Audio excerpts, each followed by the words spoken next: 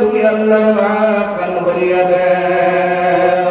আল্লাহ পাক পরওয়ারদিগারে আলম ফরমায়, ও আমার মালায়েকা হল দুনিয়ায় জমিন দ্বারা বান্দা আপনার জমিন ভাইয়া আমি আল্লাহরে বড়াইয়া হামদিকরা। ও আমার মালায়েকা হল হোসাই আমার বান্দা হয়ে কোনদিন আমি আল্লাহর দর্শনে বলেছি না, কোনদিন আমার জাহান্নামের আযাব এবং জাহান্নামের আগুন শুননি বলেছি না, কোনদিন মওত আপনার কবরের আযাব শুননি বলেছি না, কোনদিন মওতের যন্ত্রণার শুননি বলেছি না। আল্লাহ ফরমায় তাহলে আমার মালায়েকা বলগুলো আমার বান্দা হয়ে এইগুলা জিনিস না দেখিয়া এরা রূপে ঈমান আনিয়া রূপার রূপে ঈমান আনিয়া বিশ্বাস আনিয়া আমি আল্লাহ রাব্বুল আলামিনে ডরাইয়া ডরাইয়া মজবার মধ্যে বলিয়া কোরআনের কথা বলতে গিয়া বলিয়া ভালি বানাইয়া আনন্দে। ও আমার মালায়েকা বল আসমান থেকে জমিন পর্যন্ত যত রহমতের ফেরেশতা আছো তোমরা সারারে সাক্ষী রাখিয়া মজবার মধ্যে বনেওয়ালা ফনেওয়ালা মুন্নেওয়ালা সারা জীবনের গুনাহে আল্লাহ ফরমাত রাব্বেনা ইনশাআল্লাহ মাফ করে দিবা সুবহানাল্লাহ।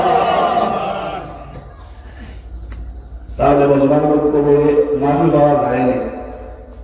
যে মাফির মজবার আসি করতে যাও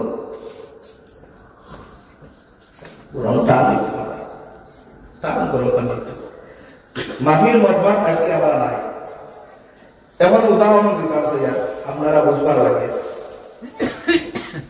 যদি 48 নং বলক জামে মসজিদের সম্মুখে এই মজমা না লাগাইয়া ওরা বলে মসজিদের পশ্চিম সাইডে যাও বড় বন্ধ আছে দেশ ও বন্ধ যদি গিলা স্টেজ বানাই রাখতে পারে ছোট মোটো এখন স্টেজ বানাই মানুষ উঠি যায় কেন স্টেজ বানাইয়া এলান করে দিন, এলান রাখতে পারে আজকাল মোবাইল ফেসবুকে একটা দিন আপনি বিজ্ঞাপন দিন বলে অমুক তারিখ সর্বদা 48 নং জায়গা যেখান আছে মসজিদের পশ্চিম সাইডে হৌ নাহিদা ফিল্ম বুয়া বা অন্য কোনো গায়ক 48 নং ব্লক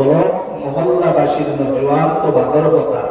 ইটা এলাকার জমুনামত থেকে লাগাইয়া বালিরাম থেকে লাগাইয়া ডবহাত থেকে কোনো নজওয়ান বাকুরি বানিয়ে নেওয়া জায়গা হইতো বুয়া লাগতো না বুয়া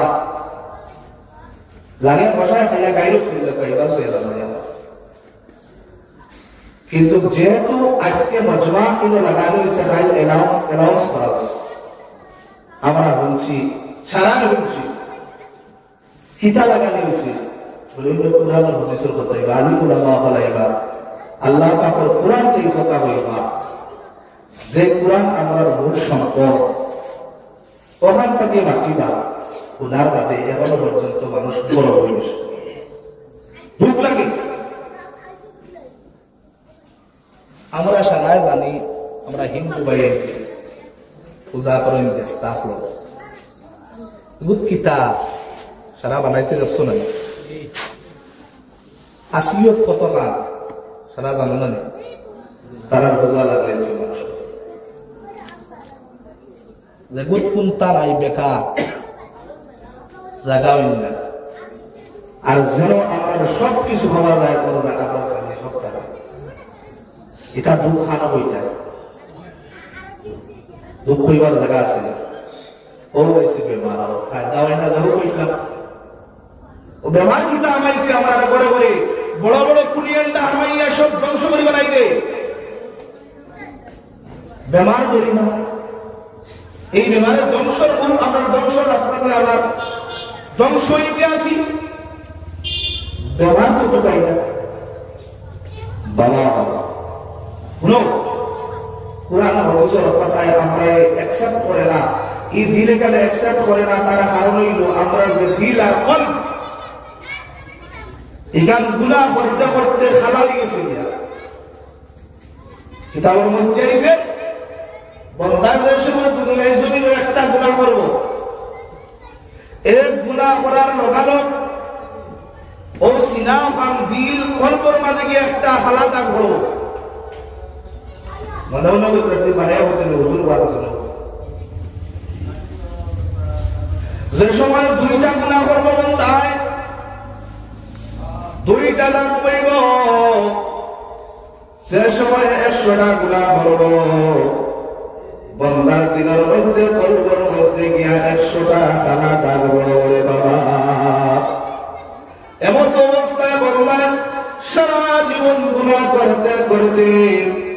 এক সময় বন্দার দিল আর কলবিকান খালা হয়ে যায়, কালো হয়ে যায়। যে সময় গুনাহ দিল আর কলবিকান কালো হয়ে যায় সেই সময় বন্দার সম্মুখে কুরআন আর হাদিসের কথা বললে কুরআন আর হাদিসের বন্দাকে একসেপ্ট করে না, বন্দার দিলে কুরআন আর হাদিসের একসেপ্ট করতে পারে না। যে সময় দিল কান খালা হয়ে দিব গুনাহ, যে সময় খালা হওয়ার পরে দিল ওখানে একদম খালা সিটা হয়ে যাইব, সারিবিলা খান হয়ে যাইব। বন্দার সামনে যত কুরআন আর হাদিসের বয়ান করো বন্দার দিলে কুরআন হাদিস একসেপ্ট করতো না।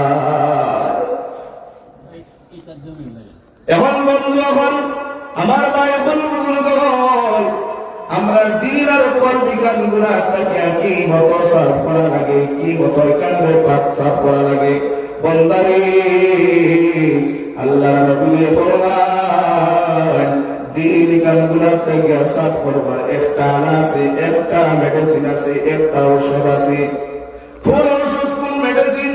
কোন আলাই আপনার দিন আর কলবের দাগ গুনার দাগ মিটাইতে পারে? নবী ফরমান বন্দা বল দুনিয়ায় জমিনে বেশ না কি বেশ তোমরা আল্লাহর জিকির করো। যে সময় আল্লাহর জিকির করবা